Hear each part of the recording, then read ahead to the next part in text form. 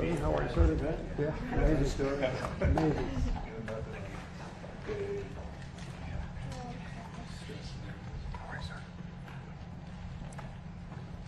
Well, thank you very much, and this is a great story, and it's an honor to be with Ryder Williams, who is a 16-year-old lifeguard, California, the Santa Cruz area, and I understand he was a winner right from the time they first saw him as a lifeguard. A lot of training, a lot of work, and he saved this young gentleman, who I had a long talk with. I said, would you have made it without him? And he said, not really, right?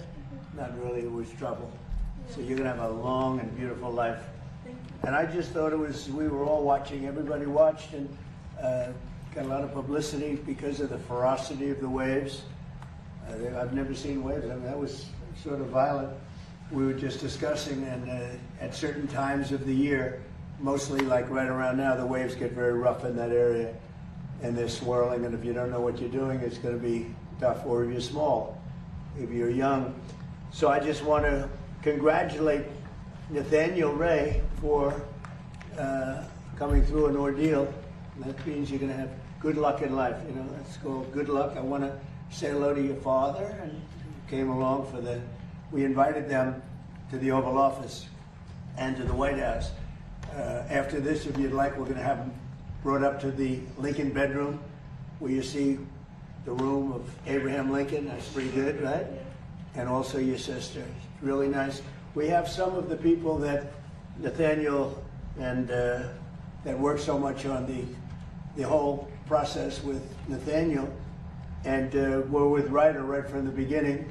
And I guess you learned from these people. They taught you how to do what you do so well, Ryder, right?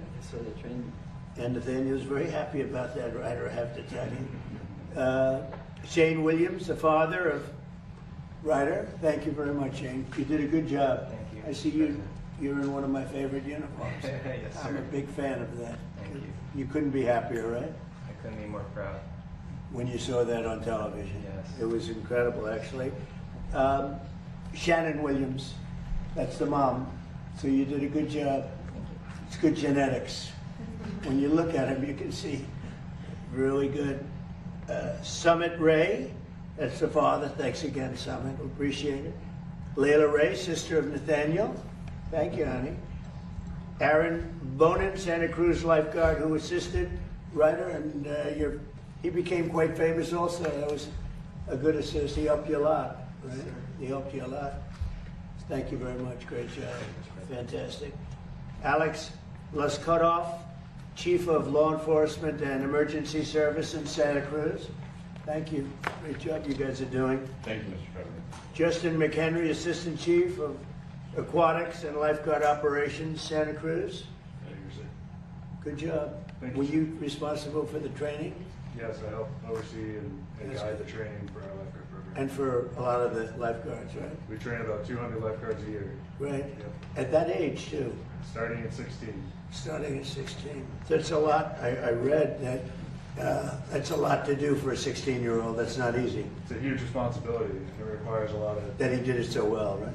requires a lot of integrity and resilience, and I think this particular rescue that Ryder performed really exemplifies what we're looking for in a state park lifeguard. And you couldn't let go for an instant.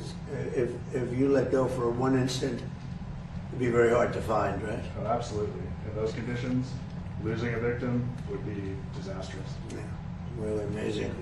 You have no idea the respect. Joel, where's Joel? State Park Superintendent, lifeguard, Santa Cruz. Joel, thank you very much. That's dinner hour, right? Correct. Good job, Joel. And Mike McAnamy, State Park Superintendent, Santa Cruz. Yes, sir. Thank you very much. Well, we're honored to have all of you. And again, what you did was incredible, and everybody saw it. And you'd watch it over and over. I know when I first saw it, I said, roll that back. I want to see that again. Is that really happening? And both of you people have to be very proud. The whole group is proud. And your father is the happiest man in the world, you know that? Because I asked him a question. I said, so if that didn't happen, your life would be ruined. And you said, it would be a whole different life, right? Absolutely. Amazing. No question. It's Yeah. incredible what Ryder did. I'm just beyond grateful to him and Aaron and the rest of the team, and even the Good Samaritans that were there. I mean, it's just such a privilege to be sitting next to him today.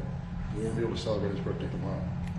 And I'll bet you'll stay a little bit related to this group of people. Because you Absolutely. realize what a fantastic job they did. We're a great Probably, you know, it's interesting because they're saying that you have in that area so many different saves. You're saying that night you help somebody out. Maybe not to that extent, but you help somebody out. But maybe lifeguards don't get the credit they deserve. This really showed how important it is, and certain areas. So certain areas of the country, you could say, are just very susceptible to people getting in trouble, right? And was this one of the worst on the state, on that entire coast? I mean, do you have other areas? Because that looks like a very dangerous place, the way Yeah. those waves, on a beautiful day, right? The characteristics on that given day made it a little more difficult. You know, it was a warm day, so there's lots of folks on the beach recreating, and then combine it with that large surf and the strong currents that we have in the area made it treacherous. But California's coastline is very diverse, and we have very remote and rugged sections of coastline that our lifeguards work on every day. Do you have areas where you don't have lifeguards that are very dangerous and people innocently go swimming and they don't have a chance, probably, right? There certainly are unguarded areas within the state and around the nation, and you know, people getting in without the knowledge or ability to recreate in those waters can be extremely dangerous. And you have a lot of that. Is this one of the more dangerous areas, the swirl? I would say it's during the summer months. It's one of our more dangerous summer beaches. Yes. Yeah, it looked amazing, and it didn't stop. You know, the water came in and just keep coming. It was, and it looked like you were almost on shore, but you weren't really on shore. It's deceptive. It was a fantastic thing. Do you have any questions? Mr. President, thank you so much, Mr. President, and congratulations on being honored here, Mr. Let's keep Williams. the questions for them just for this, and then we can ask a couple later. Go ahead, Thank you, please. Mr. President. So thank you for doing this, first Good, of all. What do you hope young Americans in our country take away from this incredible young man's That's a story? great question. I mean, look, they're going to look up to Ryder. They're going to look up to Nathaniel, the way Nathaniel handled it. He was cool considering the problems I was watching. You were very cool, and they're going to gain respect. I think, you know, very importantly, they're going to gain respect for what these people do, having to do with lifeguards and having to do with safety. This was an unbelievable experience. Anybody watching, like, it's not my world, but I respect that world. I always had, but never maybe so much as I do now. So I thought you bring, you know, to your profession, to what you do and what you do so well, you brought tremendous grace and experience, and really tremendous grace, tremendous a feeling that it's so amazing to see this happen, to see it before your eyes. And I don't think any other, I've seen surfs, I've seen rescues before, I've never seen anything quite like this. It's been a great thing for your profession, and people are going to respect it even more, respect you even more. So I just thought it was really a very worthwhile event to have it at the Oval Office. So congratulations. Mr. President, Okay, so I actually have a If you don't question. mind, can I have a question for the young gentleman as Go ahead, well? sure. So first of all, a lot of people are very inspired by what you did. Can you tell us what was going through your mind at those dangerous moments, and what would you like to do in the future? How has this experience as a lifeguard shaped you? In those dangerous moments that we have, we always try to fall back on our training. We are trained so well by many to handle that situation as best we can. So I really was thinking about how to get the boy out of the water as fast as I can. And for shaping my future, I want to be a firefighter in the future. Hopefully go through paramedic school. And He's off to a good start. We'll give him recommendations. They have some good recommendations. Go ahead. Can I, sorry. First of all, thank you. You are an inspiration for all of us, I think, and especially you give us hope for your generation. And along those lines, do you have a message for your generation about service and what you're doing? I hope that everybody can take away from this and try to help more people. Try to look out for everybody around you, and just try to help everybody out as much as you can. What's the average age of a lifeguard in your area? I'd say a lot of this last year, a lot of them were 16 to 17 years old. And you have some that make it a profession, right? Yes, sir. A lot. So do you have 35, 40, 45-year-old? That's sir. good. And they lead a beautiful life on the surf, right? Yes, sir. And they would rather do nothing else, Yes, sir. right? That's very good. I think it's great. Mr. President, on a different topic. Yesterday, Well, wait, John. let's finish on this topic. This is very exciting to me. Mr. You know, it's so President, exciting to see something like this happen. He's a real hero. You know, when you see that, I don't know if I'd do it. I wouldn't probably. You're lucky I wasn't on service that day. I don't know. But no, he's a real hero. It's an amazing thing. And he's a real lucky guy, too. God was watching you, right? Yeah. Great.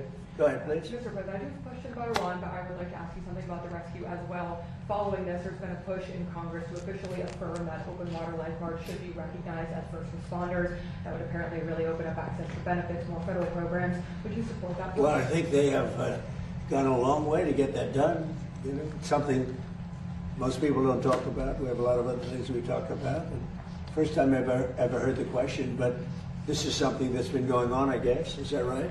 I'd like to put my weight behind it. So let's take a look at it. Very important. Yeah, and on Iran, I like the idea. Thank you Why do for you that. ask that question? I mean, is this something that's been discussed very Members much? of Congress have been talking about it in the wake of the Well, I think in the wake of what happened here, there's a possibility something like that would happen. And Mr. President, your memorandum of understanding with Iran expires today. Are you any closer to reaching a final deal on ending Iran's nuclear Let's program finish today up. than you were 60 days ago? Let's finish up with Ryder, and then when we're done, we'll answer a couple of those questions. Yeah? Thank you, Mr. President, again. So for the young man, for those who trained in here, so as a parent, I'm very concerned when I see moments like those. What's your message to parents across the country who want to really improve their children's safety, especially when they're younger like this? Well, I think you have to be going to the right beach, number one, and I think you have to have lifeguards around, right? Because you could go to that water. It looked so beautiful the day. It was such a beautiful day, everything nice. The water didn't look that bad, and then all of a sudden you see these violent waves come in. That's what amazed me so much. I studied it. I said, this is incredible. I've never seen that kind of roughness in water. I've seen tragic things happen, but I've never seen water that looks so calm, and then every 15 seconds, the violence comes back in.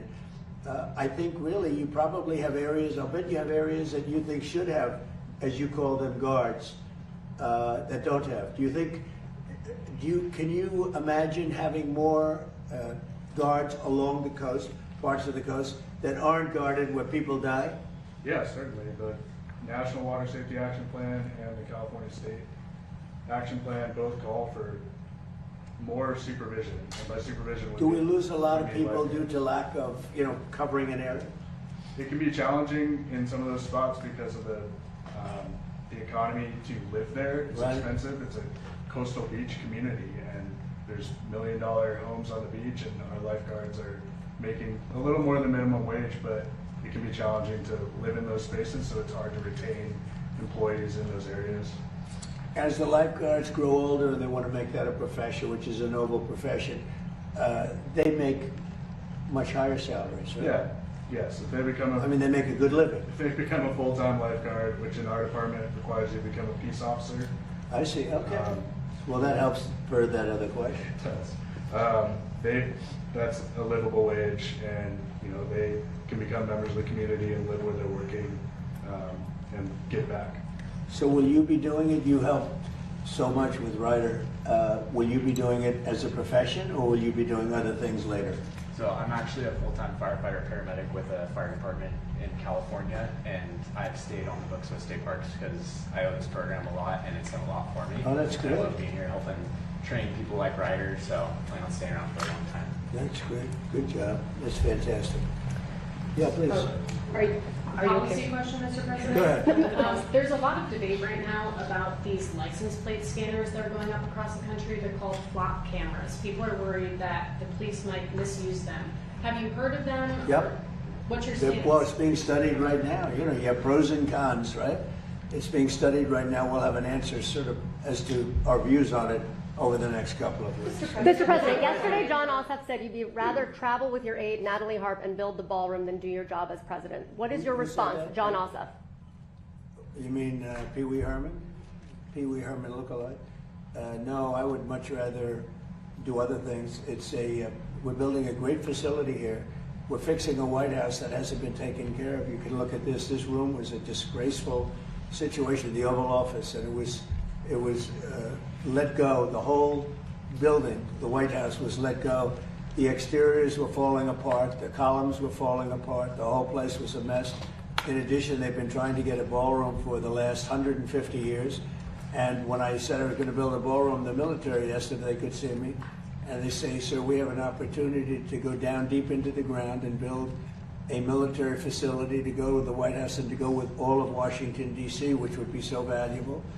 And then they came up with the drone port on top, which would be a major drone port to protect the White House and all of D.C.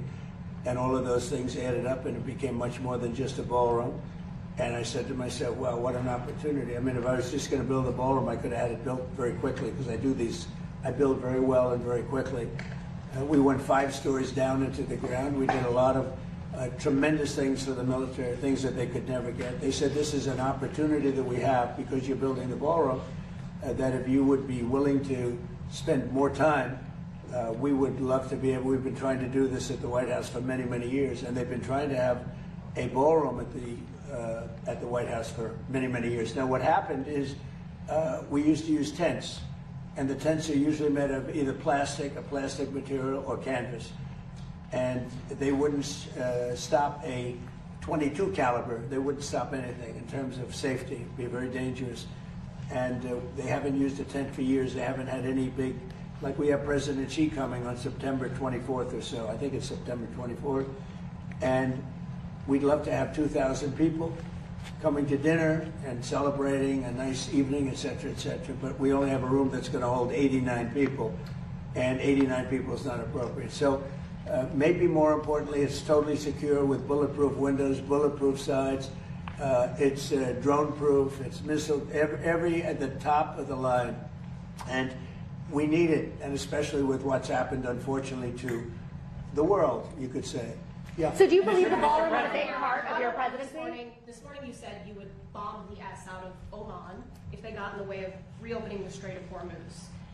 Would you say you're out of patience with Oman as strategic No, partners? I don't think they behave very well, but we'd handle them very easily, just like we do others. Just based on your answer on the ballroom, Mr. President. Mr. President, I have two questions. Go ahead. There was a report by Center Square that nearly 24 Democratic attorney generals, months before your reelection, were basically planning already lawsuits against you, and wanted to see what your comment is on that. Second question. Well, I heard about that. I'm not surprised, because they've weaponized this country like never before. The Democrats, or the Democrats as they call them, they've weaponized the country like nobody's ever seen anything like it. When you see the reports that are coming out now, that you would have never seen if I had not won the election in a landslide. But you would have never seen it if I didn't win the election. But the reports that you see coming out now, and the kind of illegal activity that they used on the 2020 election and beyond is earth-shattering. These are very dishonest people, so I wouldn't be surprised to hear that. Mr. President, based on your answer, Mr. President. Sorry, this is on D.C. You have mentioned before if the Democrats get in again, that they may eliminate the filibuster next time and make D.C. a state. A while back, Senator Michael had floated an idea. It wouldn't be a state. It wouldn't be. I mean, if we're talking about us, we have, as you know, a very radically left person elected mayor, who I haven't met. I'm sure she's very nice, but very, very, very radical left. And we would have to federalize D.C. You know, we've made D.C. great. When I got here, it was a very dangerous capital. I would have said to Ryder, don't come, it's too dangerous. Now I can say you can walk down the street, you can grab Nathaniel and all your friends, you can walk in, you're going to be very safe. But if you were here a year and a half ago, the numbers were horrible. The crime stats, the murders, the death, the drug dealing, everything was, we have one of the safest, we've taken it from one of the most unsafe cities in the country to as safe a city as there is. Amazing what's happened to Washington, and it's our capital. We have to have a safe capital. And we did it through a lot of different reasons, but we also put the National Guard here. But in addition to that, the cleanliness, the new grass, the graffiti's all gone. We fixed up 82 monuments, fountains, and other things. The places, and when you see it in 6 months from now, it's going to be even beyond that. We're proud of our capital. I think these things are important. Whether you build, whether you do something to fix the White House, where, you know, now they've never had a real estate developer, a good one, a real good one, here before. They might not ever have one again. But, you know, fixing up our great capital is a very important thing. I think it's very important psychologically. It's very important from the standpoint of people being able to come to the country and not get murdered in the capital. People would come here. We had one of the worst, one of the most unsafe cities in the country. Now we have one of the safest. Just to finish, we had a real problem with restaurants. Nobody wanted to have restaurants, entrepreneurs, restaurant entrepreneurs. Now you can't get space. Every restaurant is packed. The place is booming. People aren't going to get mugged and raped and beat to hell and shot and killed in Washington, D.C. One of the safest places. Crime is down 84%. And I did that in a short period of time. It's also down in Memphis, where we went specifically, and it's also down in New Orleans. I was asked by the governor, could I do something, because they were having Mardi Gras. It was very bad. And they had the best Mardi Gras they've ever had, the safest Mardi Gras that they've ever had. And we could do it in New York, we could do it in California, we could do it in Chicago if we were asked to do it. But the crime stats in the whole country, we have down 15, 16, 70%, a record. Mr. President, on South Korea. Mr. President, on South Korea. Why hasn't Kim Jong-un responded to your request to have a conversation? How do you know he hasn't responded? Has he? Yeah, he has. Did you speak to him? Did you speak to him before you made the announcement yesterday? Where are you in conversation? I'm very positive. Well, just so you understand with South Korea, look, South Korea has been protected by us for many, many years. And during my first term, they agreed to pay close to $3 billion a year for protection, because we don't, you know, they essentially weren't paying. And I asked them to do that at my request. I said, not right. They weren't happy about it, but they agreed. I asked for $10 billion, and they were very unhappy. But we agreed for a short term that it would be $3 billion, and next year it would go up, and the next year it would go up, so they start paying for their protection. When the election was rigged and I ended up watching for 4 years and then coming back, I watched Biden rescind that $3 billion here for whatever reason. When I called recently President of South Korea, who I like, I think he's very nice actually, but I called him, I said, would you like to give us a little hand? We don't need help with Iran, but if you'd like, give us a hand with Iran. He said, no thanks. And I said, wait a minute, we have 39,000 soldiers over there guarding you from Kim Jong-un, your next door neighbor, and you're not going to help us on a very easy military operation in Iran? That's strange. No, we'd rather not get involved. I say, well, why are we involved in helping you? So, and I want to help them, but, you know, when you ask somebody, would you like to give us a hand, and they say, no thanks, and then we're guarding them from a country and paying ourselves billions of dollars, it's costing us billions and billions of dollars to protect not only them, but other countries. Look at NATO.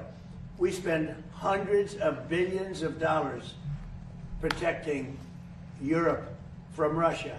Hundreds of billions, mostly from Russia, but from other things too. And then they say, well, they don't want to get involved with guarding the Strait, where they get most of their oil. They get 50% of their oil, and they don't want to get involved. Why are we doing it?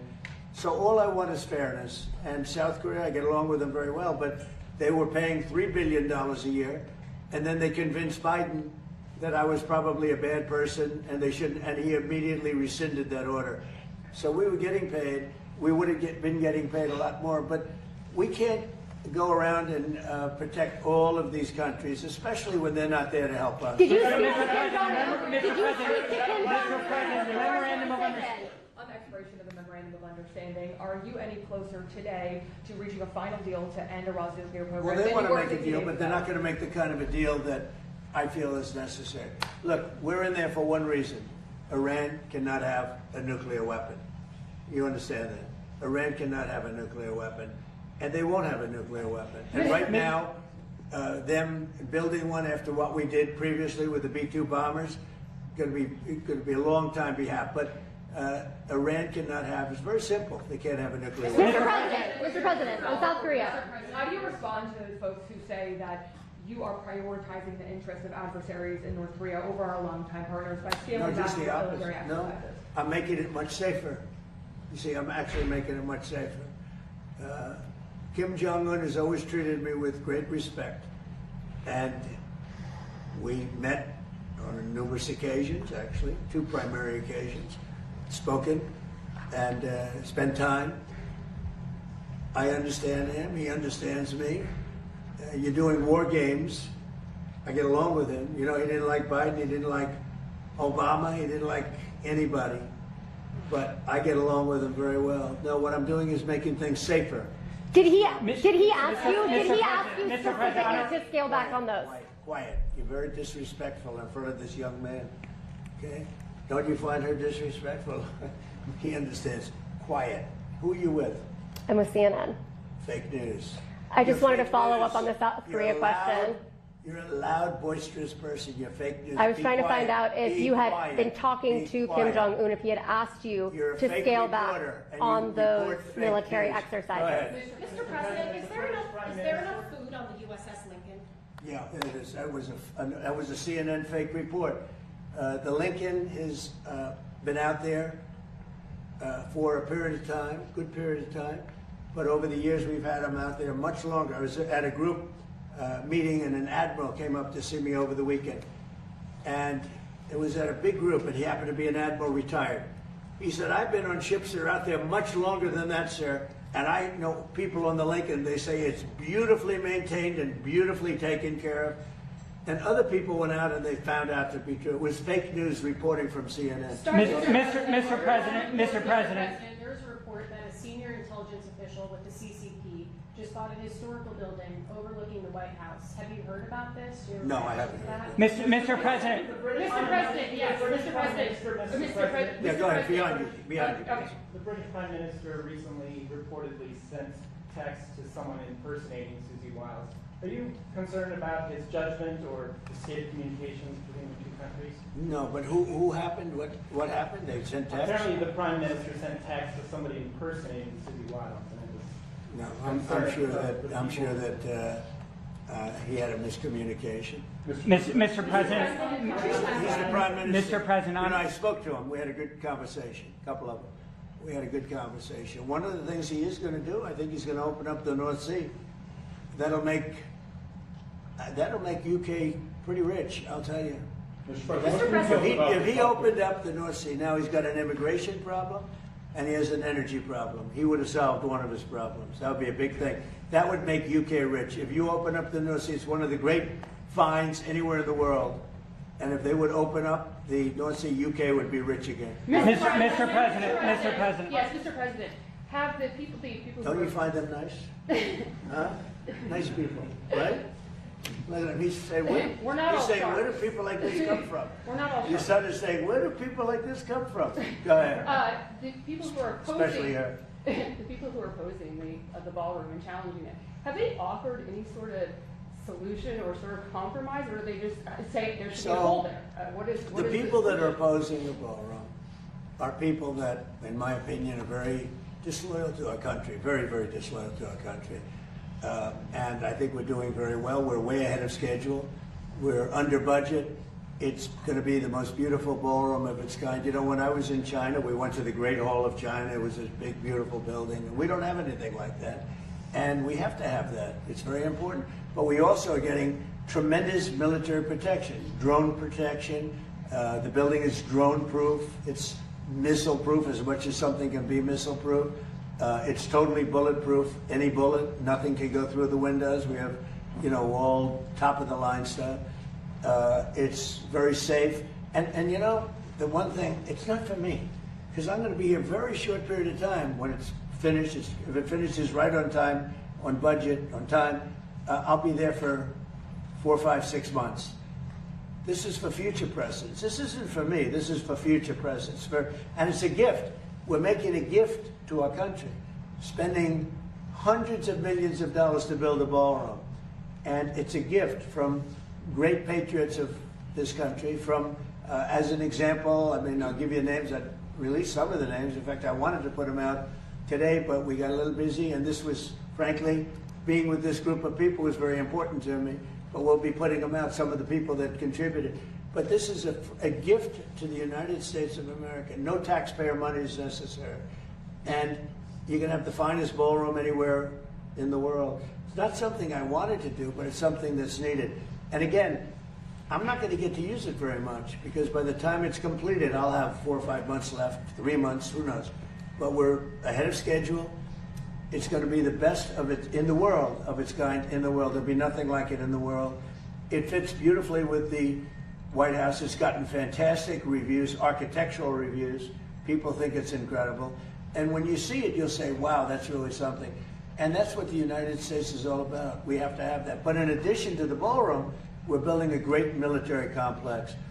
The people that started the lawsuit, the head person, I believe, was fired.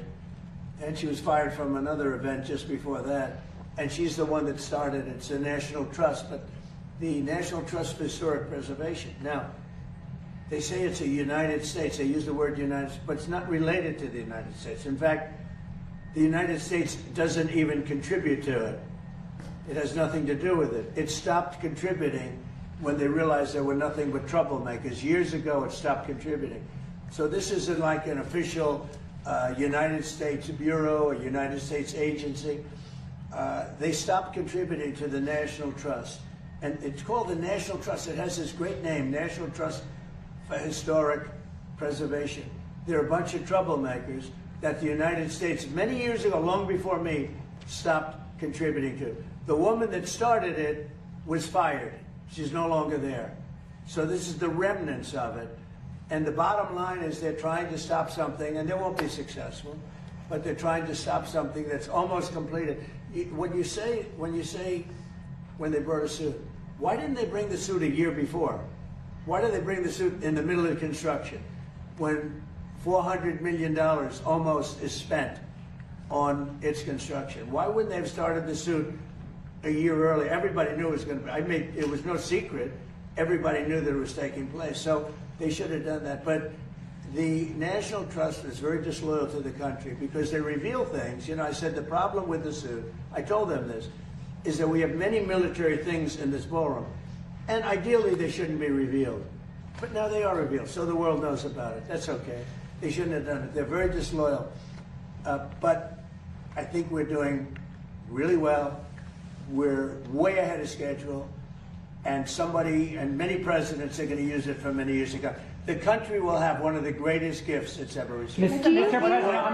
President, on the ballroom. Last week you said that you would soon declare the Strait of Hormuz to be a territory of the United States. Could you elaborate? Well, I just think it's a great idea. Yeah, I mean, we control it. We control it with the blockade. We have a blockade. We control it with the blockade. And I like the idea of declaring it a territory. When might you do that? We have total control over the strait. Now, they can be a nuisance. They can put a mine in the water, and people don't like having mines hit their billion-dollar ships, you know, etc. But the blockade has been very effective. And, you know, we're taking out, and now maybe that will stop, or maybe it'll open up even further, but we're taking out millions of barrels of oil a week. If you look at the kind of numbers that we're doing, the strait is open, and the oil prices are coming down, and they will continue to come down unless we decide to do something far more drastic than we're doing. Iran is in big trouble. They have 300% inflation. The country's a mess, and the military is totally defeated. Thank you very much. Mr. President, are you seeking an extension to the MOU? Thank you. Mr. President, are you seeking an extension on the MOU? On your press secretary. Thank you so much, guys. Thank you, guys. Thank you, sir. Thank you.